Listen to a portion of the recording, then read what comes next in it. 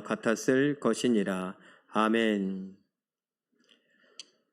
우리 옆에 계신 분들과 한번 목례로라도 인사하시고, 우리 영상으로 예배하시는 분들도 이렇게 만나 뵙게 돼서 반갑습니다. 인사 한번 합니다.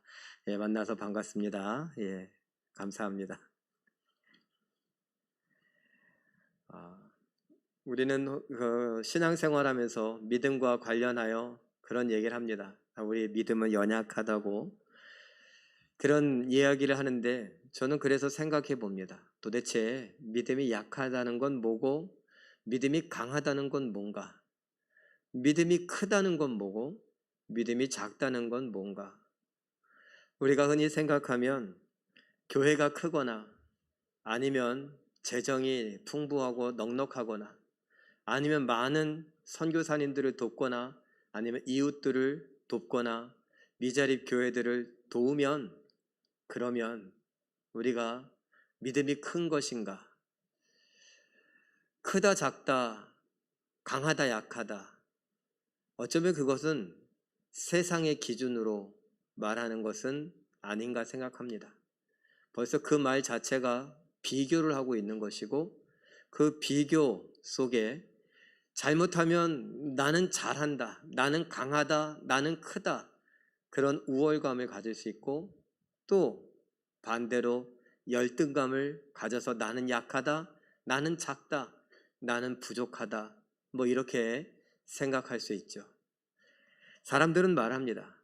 열등감이건 우월감이건 그것은 우리를 행복하게 하지 못한다고. 다시 말하면 비교하면 행복할 수 없습니다. 그런데 우리는 믿음과 관련해서도 그런 말들을 합니다. 믿음이 강한지 약한지, 믿음이 큰지 작은지. 그래서 우리는 늘 하나님 앞에 이것이 마치 겸손인 것처럼 위장해서, 하나님, 이 연약한 종들을, 죄인들을 불쌍히 여겨 주시옵소서, 뭐 이렇게 이야기를 하기도 합니다. 자, 그래서 오늘 그 이야기를 하는 것인데, 제가 그림으로 한번 표현해 봤습니다. 큰 믿음, 강한 믿음, 또는 작은 믿음, 약한 믿음은 도대체 무슨 기준으로 이렇게 말할 수 있는가라는 것입니다. 기준이 뭔가? 기준이 뭔가?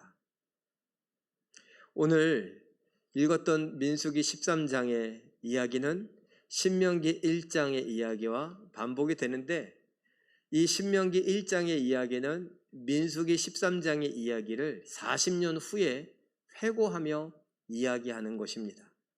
그런데 그 회고하며 40년 전의 일을 회고하는 그 모세의 이야기를 들어보면, 오늘 민수기 13장에 전개되어지는 이야기를 조금 더 자세히 볼 수 있습니다. 그리고 하나님의 관점으로 볼 수도 있습니다. 그 이야기는 이렇습니다. 이스라엘 백성들은 지금 어디에서 탈출했죠? 애굽, 이집트에서 탈출했습니다. 이 탈출이라는 말은 노예 생활했는데 이제 노예로 있지 않고 자유민이 되겠다. 그리고 이 애굽, 이집트의 그 손아귀에서 벗어났다라는 것입니다. 그냥 놔줄 리가 없죠. 그래서 하나님은 10가지 재앙을 쏟아 부으셨습니다. 어쨌건 그 놀라운 일들을 막 우여곡절 사건 사고를 막 보고 경험하면서 이스라엘 백성들이 나왔습니다. 애굽을 나와서 지금 어디로 가고 있습니까? 약속의 땅 가나안으로 가고 있습니다. 가나안은 우리 조상이라고 합니다. 그 조상 아브라함, 이삭, 야곱이 살고 있던 땅이다. 하나님이 그들에게 주겠다고 했던 땅이고, 그리고 그들의 후손인 우리가 그곳에서 집을 짓고 편안하게 살 수 있는 곳, 자유민으로 살 수 있는 곳이다 라고 믿고 가는 것이죠. 그 가는 와중에 경로에 홍해를 갈라지게 하고 마르게 하고 그 땅을 걸어가기도 하고, 그리고 뜨거운 태양, 그 뜨거운 태양 아래 더위라도 먹을까봐, 열병이라도 앓을까봐 구름 기둥으로 우리를 지키시고, 밤의 추위와 또 짐승들의 공격이 있을까봐 불기둥으로 우리를 지키시죠. 그러면서 하나님이 율법을 주시며 하나님의 백성답게 사는 건 무엇인지 가르치시고 누구도 먹어본 적이 없고 먹을 수도 없었던 하늘의 양식 만나를 먹습니다. 요즘은 시대가 좋아져서 굳이 시장을 가지 않아도 밤에 주문하면 새벽에 문 앞에 뭐 먹을 것을 배달해 놓더라고요. 하나님은 그때부터 배달의 민족이셨나 봐요.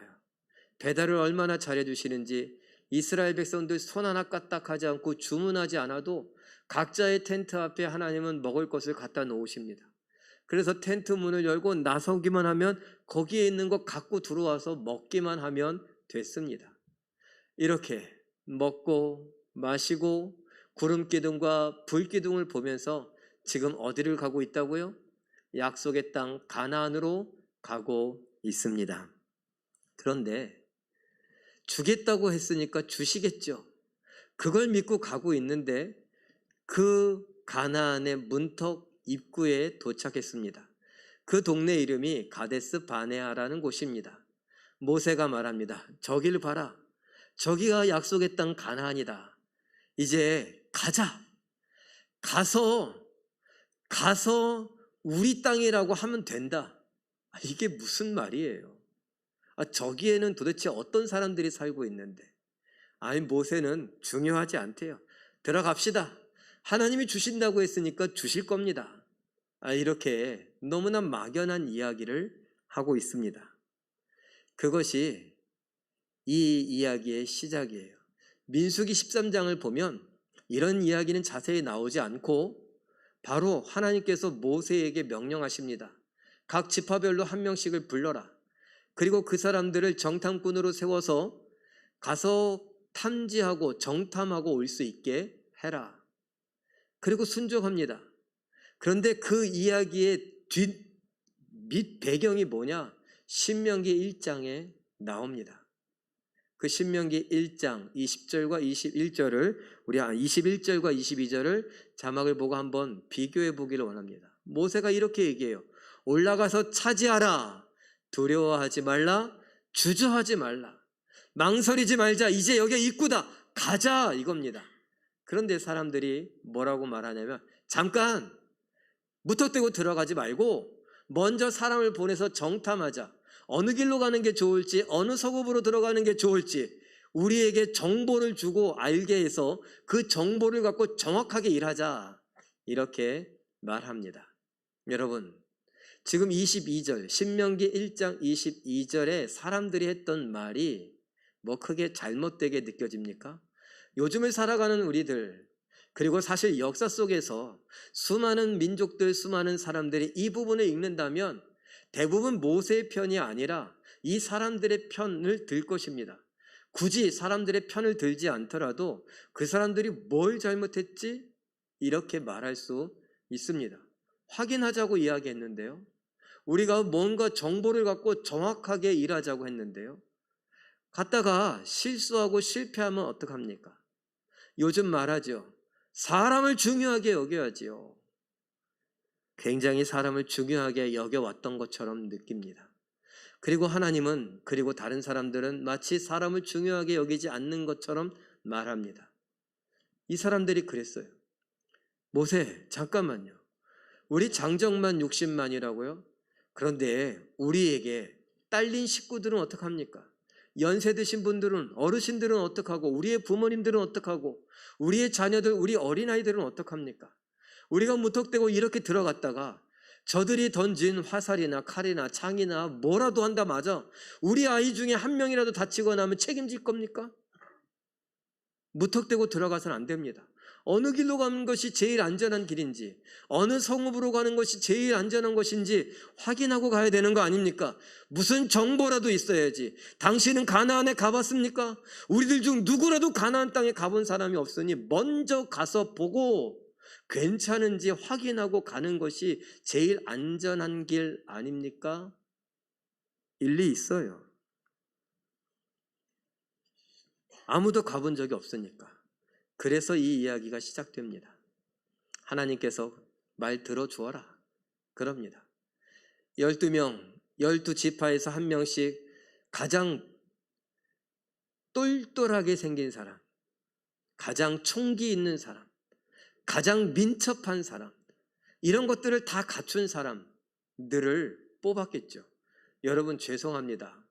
가서 정탐꾼을 뽑는데 몸무게가 한 150kg쯤 돼갖고 이렇게 어그적 걷는 사람을 정탐꾼으로 뽑았겠습니까?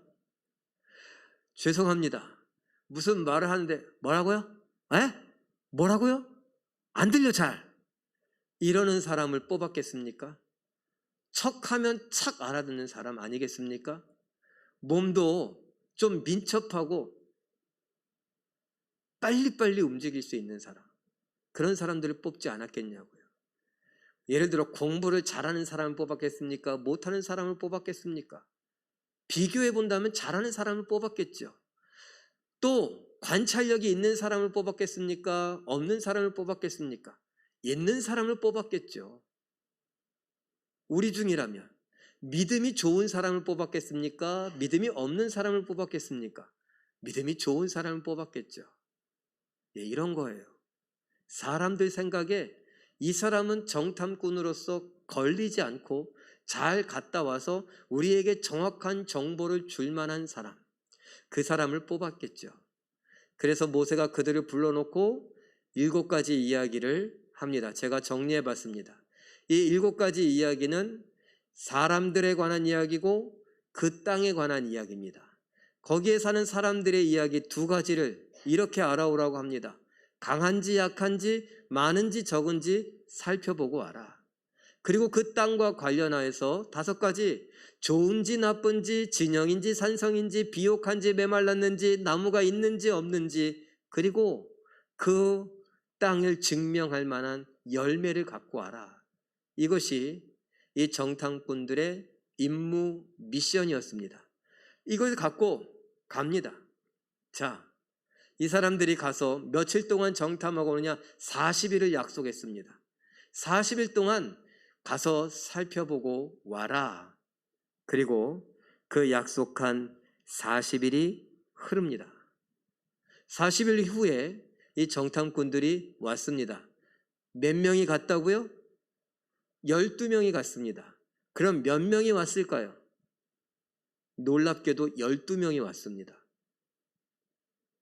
별로 안 놀라우신 것 같은데 우리는 이것에 대해서 별로 생각을 해보지 않았는데 잘 생각해 보세요. 지금 우리나라에서 예를 들어 북한으로 간첩을 12명을 보냈습니다. 스파이 첩보원을 12명을 보냈는데 12명이 40일 동안 평양은 물론 저기 아우지 탄광 있는 데까지, 그리고 핵시설 있는 것까지 다 살피고 40일 만에 12명이 무사 귀환했습니다. USB 여기에 자료를 가득 담아갖고 왔어요. 옛날 같으면 여기 등에 가방에, 이만한 가방에 서류를 이만큼씩, 사진을 이만큼 찍은 걸 갖고 그러고 왔어요. 가능한 일일까요? 12명이 가서 12명이 다 온다는 거, 이거 불가능한 일이에요. 그런데 이 사람들이 왔습니다. 야, 살아왔구나. 멀쩡히 왔구나. 잘 왔다. 고맙다. 누가 그랬을까요? 가족들이. 다른 사람들은 뭐가 궁금했을까요? 야, 가서 뭘 봤는데? 모세가 시킨 대로 사람들을 살펴봤냐? 모세가 시킨 대로 그 땅을 잘 살펴봤냐? 모세가 이야기한 게 진짜냐? 하나님이 약속하신 게 진짜냐? 이런 것들을 확인하고 싶었죠. 그래, 12명이 이야기한 걸 제가 그림으로 표현해 봤습니다. 첫 번째 이야기합니다. Yes, 맞습니다. 정말 말 그대로 듣던 그대로 젖과 꿀이 흐르는 땅 맞습니다.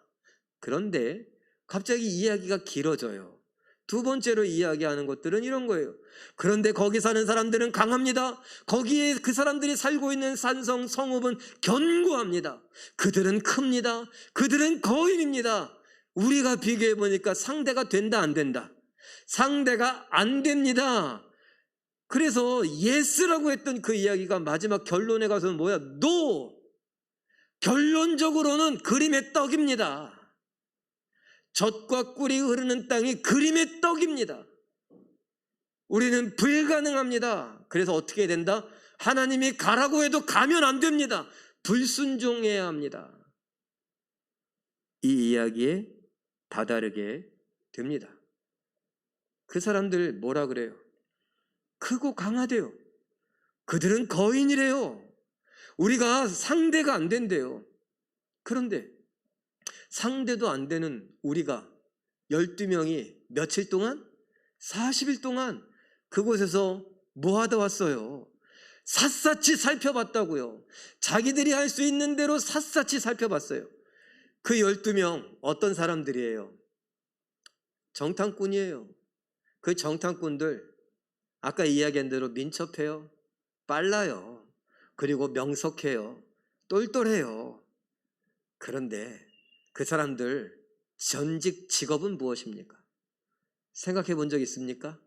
12명의 정탐꾼들의 전직 직업은 뭘까요? 그들은 농사꾼이었습니까? 그들은 양치는 자들이었습니까? 아니요. 그들은 노예였습니다.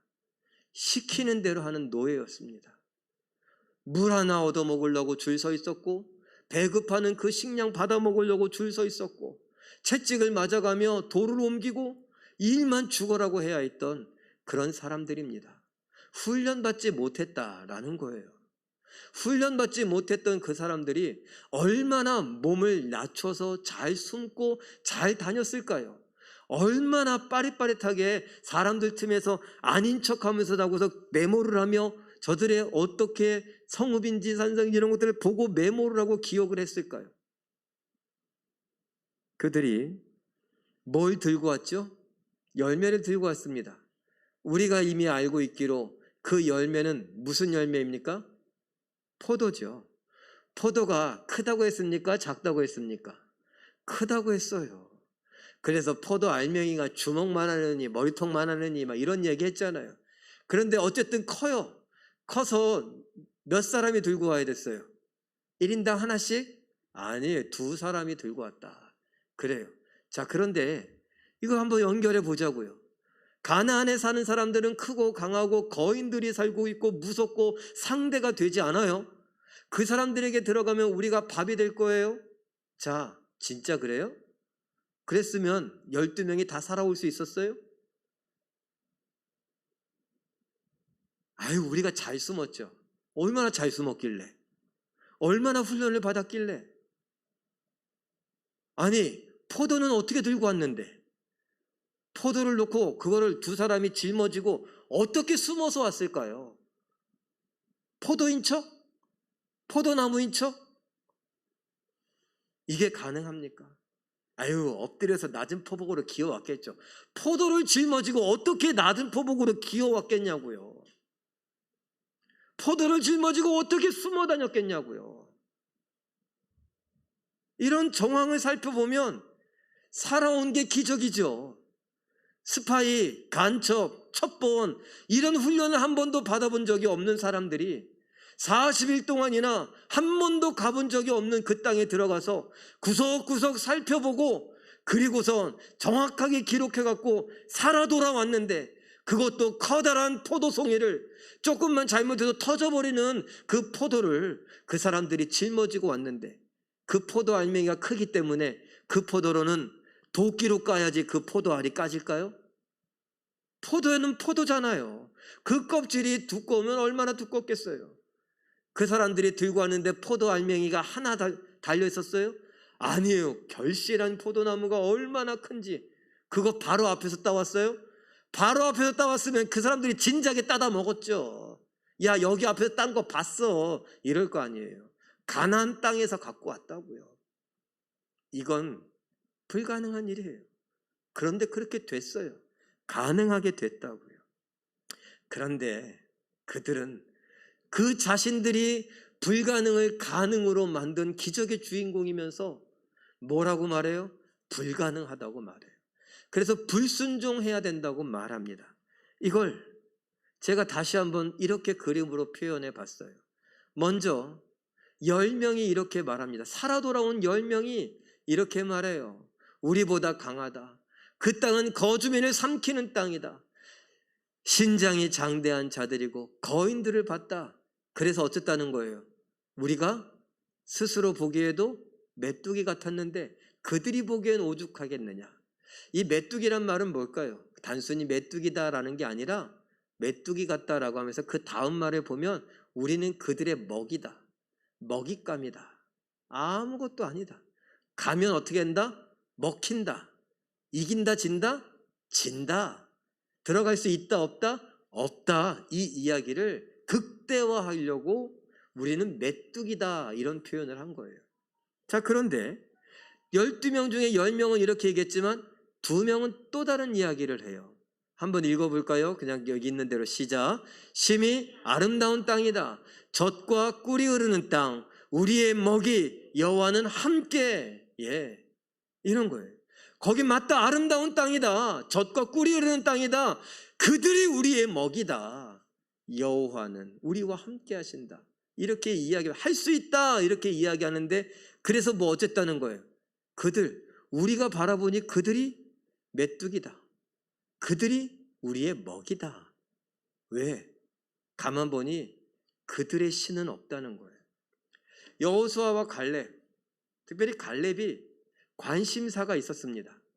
이 사람은 가서 산성인지 진영인지 뭐 이런 것들을 살펴보고 크고 강한지 견고한지 뭐 이런 것들을 살펴보라고 했더니 이 사람은 관심사가 다른 데 있었어요. 뭐냐 하면 강해? 그러면 내가 애굽에서 평생토록 봤던 그 애굽의 신들보다 강한 신이 있는가? 이걸 궁금했어요. 왜?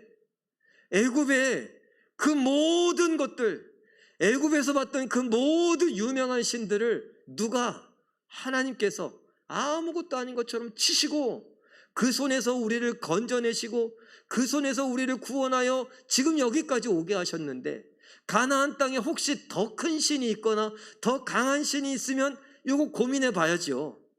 그래서 어떤 신이 있는가? 내가 봤던 애굽에서 봤던 그런 신이 있는가? 이렇게 살펴보려고 했는데 아니 가나안 땅에 신의 흔적이 안 보이는 거예요. 그들을 지키는 신의 어떤 기운이 안 느껴지는 거예요. 아하, 여호수아는 생각합니다. 저 신들이, 이들을 지키는 신들이, 이들이 믿는 신들이 그들을 버렸다. 버리고 주랭랑을 쳤다. 누가 무서워서? 여호와 하나님이 무서워서. 그러니 애굽에서 봤던 그 큰 신들, 어마어마한 신들도 아무렇지도 않게 이겼는데 이 땅에는 신의 흔적도 자취도 없으니 이 땅은 뭐예요? 아무것도 아니에요. 갈렙의 눈에 보기에 이거는 상대가 되지 않아요. 그들이 큰지 작은지 중요하지 않다고요. 그들의 성읍이 견고한지 이런 거 중요하지 않아요. 이건 됐다 싶은 겁니다. 그래서 저들이 메뚜기다. 저들이 먹이다. 들어가자 라고 했던 것입니다. 믿음이 약했던 10명은 어떻게 했어요? 현실의 문제에 집중했어요. 보이는 대로 봤어요. 들리는 대로 들었어요. 자기들이 살펴고 자기들이 느껴지는 그대로 그거에 충실했습니다. 그런데 그러다 보니까 내가 보는 것에 더 크게 보여요. 내가 들은 것보다 더 크게 들려요. 내가 느낀 것보다 더 강하게 느낍니다. 그러다 보니 내가 메뚜기 같아요. 내가 먹잇감이에요. 그래서 불가능해요. 그래서 불순종할 수밖에 없어요. 그런데 2명의 믿음의 사람들은 어땠어요? 좀 어리숙한 것 같아요. 말 표현 보세요. 10명보다 조금 허술해요. 심히 아름답다. 젖과 꿀이 흐른다. 이게 무슨 구체적인 표현이에요? 그 정도는 안 가봐도 알아요. 그런데 기껏 정탐하고 와서 이런 얘기예요. 이 땅은 심히 아름다운 땅입니다. 아니 그런데 아름다운데 그 땅이 어떻다는 거야? 어떻게 아름다운데? 그 사람들은 어떤데? 좀 얘기해봐. 아니 중요하지 않고 이 땅은 젖과 꿀이 흐르는 땅입니다. 하나님 말씀 그대로입니다. 아니 그러니까 보고 온 걸 얘기하려니까 그 사람들은 우리의 먹입니다. 이런 얘기를 하고 있어요. 그들은 신은 그들을 버렸습니다. 그들을 떠났습니다. 아유 현실감 있게 얘기 좀 하라고. 그들은 똑같은 걸 보고 듣고 느꼈지만 하나님께 집중하다 보니 그게 중요하지 않더라고요. 하나님이 너무 크게 보이니 그들이 얼마나 큰지, 그들의 몸무게가 어느 정도 될지, 덩치가 얼마나 큰지, 힘이 얼마나 센지, 그들의 무기는 무엇인지, 그들은 어느 집에 살고 있고 어느 산성에 살고 있고 얼마나 튼튼하게 지었고 무엇으로 부실 수 있을지 중요하지 않더라고요. 지금까지 보아온 결과 하나님이 하시면 한다는 거예요. 그래서 이렇게 말합니다. 민수기 14장 9절 말씀 읽어보죠. 시작. 여호와를 거역하지는 말라. 또 그 땅 백성을 두려워하지 말라. 여호와는 우리와 함께 하시느니라. 거역하지 말래요. 우리가 취합한, 우리가 정리한 이 정보를 갖고 우리가 불가능하다고 결론 짓지 말고 우리가 불순종을 결단하지 말자. 그것은 하나님을 거역하는 일이다 라고 말하고 있습니다. 두려워하지 말자. 내 눈앞에 보이는 것 때문에, 내 피부에 느껴지는 것 때문에, 내 손에 쥐어지는 것 때문에, 내 귀에 들리는 것 때문에 그게 너무 크게 보이고 너무 강하게 보여서 할 수 없다고 생각하고 불가능하다고 판단하고 불순종을 선언하지 말자라는 것입니다. 하나님을 우리와 함께 하신다라는 거죠. 이스라엘 백성들이 광야를 지나 어디를 가고 있습니까? 가나안 땅을 가고 있습니다. 그리고 우리의 인생도 그와 같다고 하죠. 그림으로 표현해 봤습니다. 이스라엘 사람들이 광야를 지나 가나안으로 가는데 가나안은 그들의 뭐예요? 본향이라고 그랬어요. 우리의 조상 아브라함과 이삭과 야곱이 살았던 그 본향으로 돌아가자 그럽니다. 그리고 우리 성도들도 뭐라고 말합니까? 광야와 같은 인생을 살아가며 우리의 본향 어디로 가고 있습니까? 천국을 가고 있습니다. 천국을 향해 가고 있습니다. 자, 광야를 지나가던 이스라엘 백성들이나 광야와 같은 인생을 사는 우리 성도들이나 무엇이 필요합니까? 믿음이 필요하죠. 그래서 그 믿음을 갖고 순종하느냐, 그 믿음을 갖고 하나님 백성답게 살아가느냐, 하나님 백성답게 하나님을 신뢰하며 그 말씀에 순종하느냐가 이스라엘 백성들 광야에서의 삶의 관건이고 우리 성도들 광야와 같은 인생에서의 삶의 관건입니다. 그런데 이 광야가 우리를 그냥 내버려 두지 않아요. 순종할 수 없게 만들어요. 순종하지 못할 100가지 이유를 우리에게 날마다 제공해 줘요. 그들이 얼마나 큰지, 이 세상이 얼마나 험한지, 이 세상이 얼마나 호락호락하지 않은지, 이 세상의 삶이 얼마나 고된지, 얼마나 외로운지, 얼마나 서러운지, 얼마나 아픈지, 얼마나 괴로운지, 그들에 비하면 난 얼마나 초라한지, 얼마나 없는지, 얼마나 약한지, 얼마나 작은지 자꾸 이런 생각들을 하게 만듭니다. 으름장을 놓아요. 어딜 감히 이러면서 우리의 멱살을 쥐기도 합니다. 숨이 막힙니다. 우리의 몸 배를 때리기도 합니다. 명치를 때리기도 해서 숨이 턱턱 막힙니다. 너무 아프게 맞아서 죽을 것 같은 느낌이 들기도 합니다. 뭐 하지 말라고요? 순종하지 말라고.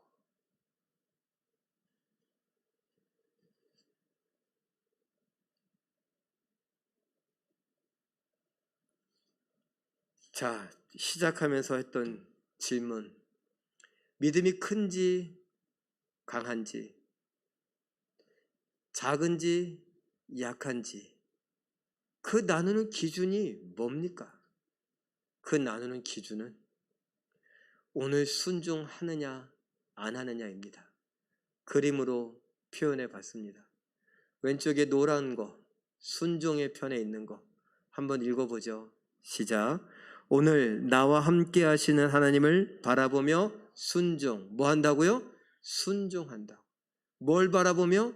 나와 함께 하시는 하나님을 바라보며. 그런데 그 반대편에 믿음이 작다, 믿음이 약하다 라고 하는 부분, 오늘 나를 두렵게 하는 세상의 문제들을 바라보며 뭐 한다고요? 불순종한다고요. 그런데 우리가 우리 입장에서 얘기하니까 늘 우리는 뭐 하니까? 불순종하니까. 그래서 나를 변호하느라 하나님 앞에 이유와 핑계를 대느라 하나님 양해하세요. 저는 믿음이 약해요. 저는 믿음이 작아요. 그런 말을 합니다. 그런데 죄송합니다. 놀라운 건 이 민수기 13장, 신명기 1장에 대한 하나님의 평가는 그렇지가 않더라고요. 뭐라고 말씀하시느냐? 너희가 언제나 돼야 나를 믿겠느냐? 무슨 말이에요? 왜 나를 못 믿느냐? 왜 나를 안 믿느냐? 왜 나를 무시하느냐? 왜 나를 경멸하느냐? 아유, 하나님 너무 그렇게 말씀하지 마세요. 제가 어떤 인생을 살았는데 제 형편과 처지 모르세요? 하나님 그게 아니라 믿기는 믿어요. 그런데 이거는 아니라고요. 지금은 아니라고요. 아까 뭐라고요? 불순종해야만 하는, 순종할 수 없는 이유가 몇 가지라고요? 100가지라고요. 100가지라는 건 진짜 하나 둘 셋 넷 해서 100가지가 아니라 너무 많다고요. 나는 그 너무 많은 이유에 집중하고 있어요. 그러면서 그 이유가 타당하다고 이야기해요. 어쩔 수 없이 나는 불순종할 수밖에 없으니까 하나님 양해하시고 이해해 주세요. 하나님은 사랑이 많으시고 자비로우시고 은혜로우시고 노하기를 더디하시는 분이시니 하나님 이해하세요. 그런데 민수기 13장의 이야기, 하나님은 그 이야기의 결과에 왜 나를 믿지 않느냐? 믿음이 없다라고 이야기해요. 왜 나를 경멸하느냐? 라고 말씀하십니다.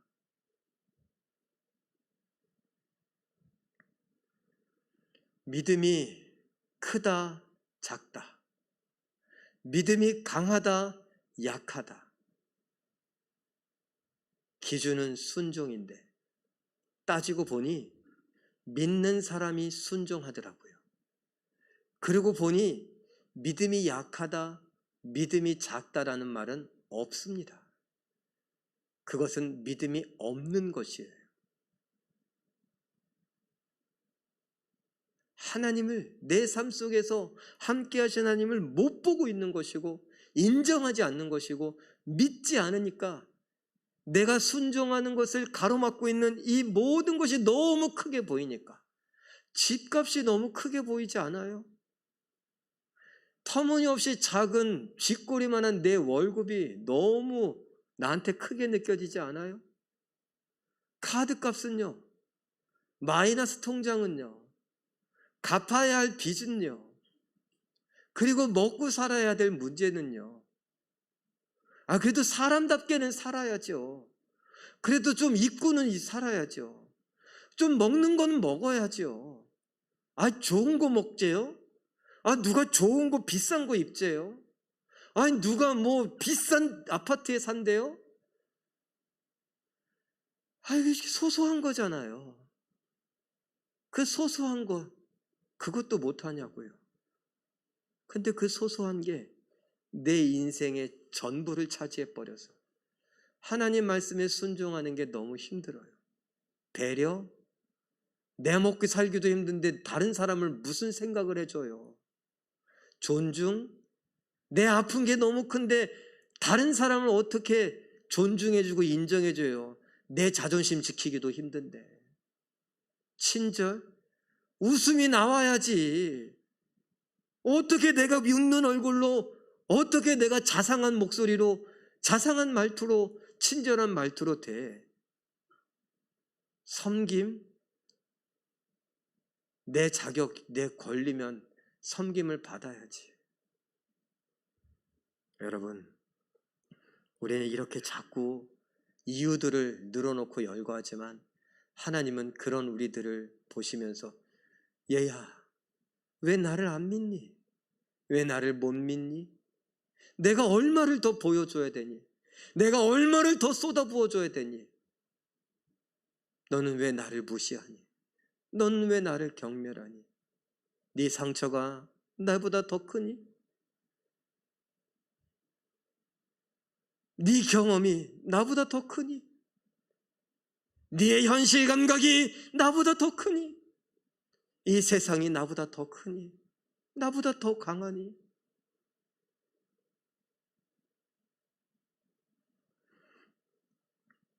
그 하나님의 질문에 우리는 대답해야 합니다.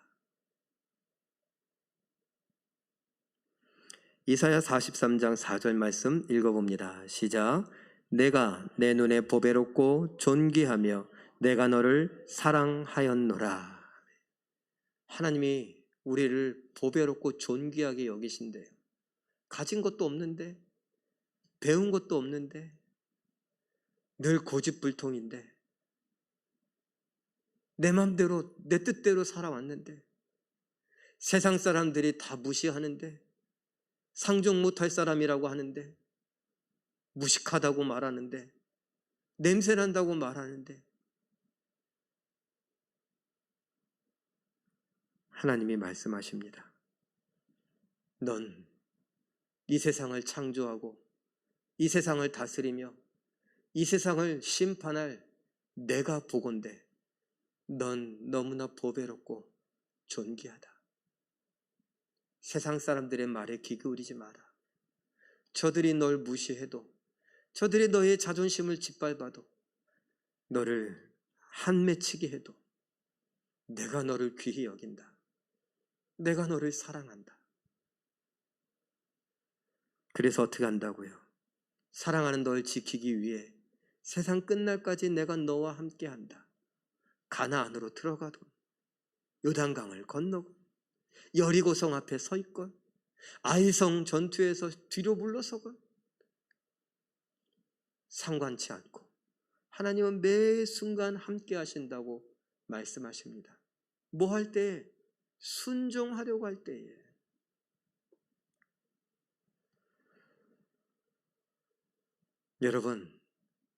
여러분은 뭘 믿으십니까? 하나님 말씀에 순종하려고 하는 나, 사랑하려고 하는 나, 오래 참으려고 하는 나, 섬기려고 하는 나, 그래서 전도하고 복음을 증거하며 예수 그리스도가 이 땅의 소망임을 알려주기를 원하는 나를 가로막으려고 하는 수많은 수백 가지의 이유를 나에게 제공해주며 나를 윽박지르고 있는 그 세상이 너무 크다고 믿으십니까? 그 세상이 너무 강하다고 믿으십니까?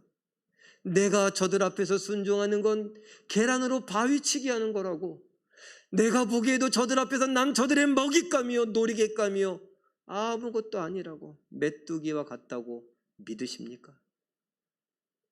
아니면 나에게 순종하라고 말씀하신 그 하나님이 이 세상 모든 것보다 강하고 크시며 내가 순종할 수 있게 도와주시고 허락하신다는 것을 믿으십니까?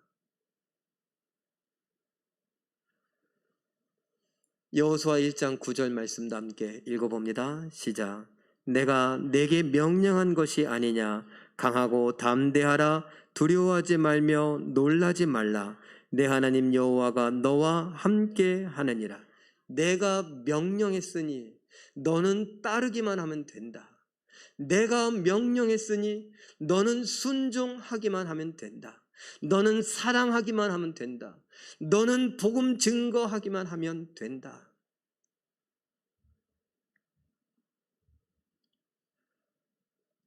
너를 사랑하고 너를 보배롭고 존귀하게 여기며 너와 함께하는 나 하나님께 집중해라.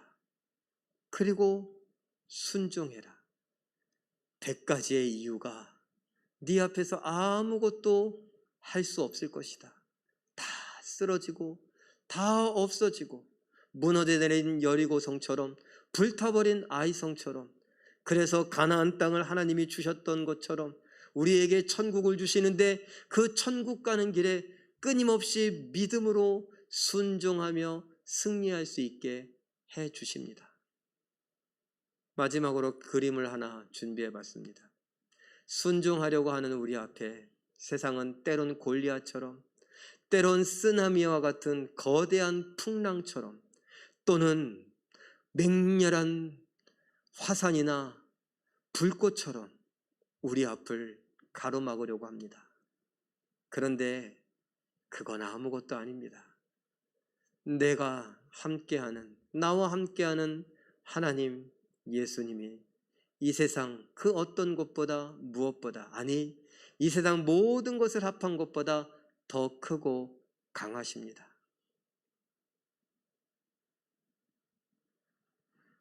그런데 목사님, 저는 믿음이 없지는 않은데 아직도 약해요. 아직도 작아요. 그러십니까? 히브리서 12장 2절에 우리에게 말합니다. 믿음의 주여, 또 우리를 온전케 하시는 이인 예수 그리스도를 바라보라고요. 예수님, 난 믿음이 없습니다. 예수님, 난 믿음이 약합니다. 예수님, 난 믿음이 작습니다. 그래서 순종하는 것이 너무 힘듭니다. 사랑하는 것이 너무 힘듭니다. 상처받을까 봐 두렵습니다. 떨립니다. 복음 전하는 것이 너무 떨립니다. 무섭습니다. 나에게 믿음 주시옵소서. 믿음의 주인이신 예수님께 믿음 달라고 기도하며 우리가 우리에게 허락되어진 하나님의 명령에 순종해야 될 줄로 믿습니다. 예수님을 바라보십시오. 믿음 달라고 믿음을 구하십시오. 그리고 그 믿음으로 순종하십시오. 힘껏 사랑하십시오. 힘껏 복음 전도하십시오. 하나님께서 우리를 기뻐하시며 우리를 천국으로 힘껏 인도해 가실 것입니다. 그 은혜를 누리는 우리 모두가 되시기